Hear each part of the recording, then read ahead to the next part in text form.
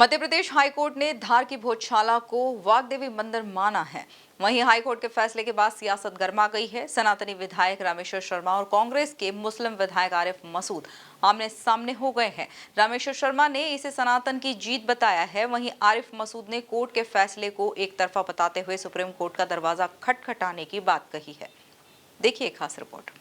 सत्य कभी पराजित नहीं हो सकता, सत्य संघर्ष अवश्य करना पड़ता है। आज भारत के इतिहास में ये सच साबित हो रहा है कि भारत के सनातन हिंदू धर्म पर लगातार हमले होते रहे। मुगल आक्रमणकार आए, मंदिर तोड़े, मठ तोड़े, वेदों को जलाया, पुराणों को जलाया, लाखों करोड़ों हिंदुओं का रक्त इस जमीन पर गिरा, लेकिन हिंदू इसके बाद भी लड़ता रहा अपने धर्म के लिए, अपने हिंदुस्तान के लिए, अपनी संस्कृति के लिए।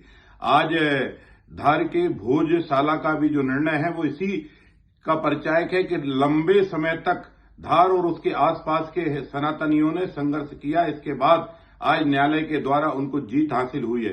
ये कैसी विटंबना है कि जो दुनिया को न्याय देता था उस परमात्मा को भी आज न्यायालय के शरण जाना पड़ता है। पर फिर भी न्यायालय के प्रति जो हमारी उदारता है, न्यायालय के प्रति जो हमारा दृढ़ विश्वास है कि सत्य जीतेगा, सत्य पराजित नहीं हो सकता, आज उस सत्य की जीत पर मैं करोड़ों हिंदुओं की कुर्बानी के बाद भी उन बलिदानी सूरवीरों को नमन करता हूं।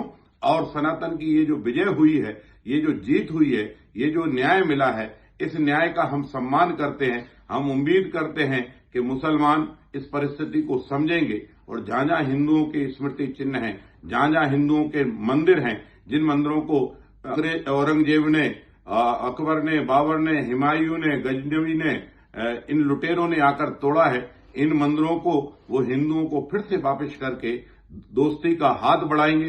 अगर ऐसा नहीं हुआ तो न्यायालय की लड़ाई हिंदू लड़ता रहेगा, अपने धर्म का विजय की परचम फहराता रहेगा। हमें भरोसा है कि सत्य जीतेगा, न्याय जीतेगा, प्रमाण जीतेंगे। धार की भोजशाला ने भी ये साबित कर दिया। हिंदू पक्ष को जो है बड़ी राहत मिली है, किस तरीके से लेते हैं? देखिए, मस्जिद कमाल मोला बरसों पुरानी और आज़ादी से पहले की कहें कि ये ज़मीन थी और इस ज़मीन के ऊपर उनकी निजी ज़मीन पर ये मस्जिद तामीर थी। एक विवाद पैदा हुआ, दो कमेटियां आपस में लड़ी और लड़कर वो विवाद न्यायालय में गया और लोअर और हाई कोर्ट और सुप्रीम कोर्ट गया और फिर वहाँ से एएसआई के लिए आदेश हुए और एएसआई की रिपोर्ट जब बनाने के निर्देश हुए तो उसी टाइम समिति और पिटिशनर ने न्यायालय में ये कहा था कि एएसआई वाले जो सर्वे कर रहे हैं उसमें हमको साथ नहीं रख रहा है। कुछ जगह उनको साथ रखा, कुछ जगह हटा दिया गया, जो उन्होंने संदेह व्यक्त किया था। आज का जो फैसला है वो एएसआई की रिपोर्ट के ऊपर आधारित है। इसको अभी अध्ययन कर रहे हैं। हम अब इस निर्णय से सहमत नहीं हैं और हम इसको सुप्रीम कोर्ट चैलेंज करेंगे। एएसआई की रिपोर्ट को आप किस तरह से देखते हैं? मैं बिल्कुल नहीं मानता, वो रिपोर्ट खराब है, गलत है। वो रिपोर्ट पे पहले ही जब कमेटी ने ऑब्जेक्शन लगा दिया जिसमें सुप्रीम कोर्ट ने कहा था कि उनको साथ रखकर रखना है, तो उनको 2 बार बुलाया और उसके बाद नहीं बुलाया और उन्होंने आवेदन दिए वहाँ पे कि हमको नहीं बुलाया जा रहा, तो फिर एक तरफा हुआ ना, इसीलिए सुप्रीम कोर्ट जाएंगे।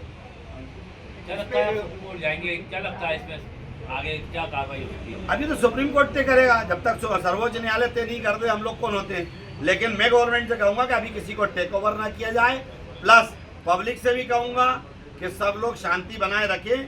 अभी सर्वोच्च न्यायालय का निर्णय बाकी है, हम लोग वहाँ चैलेंज करेंगे।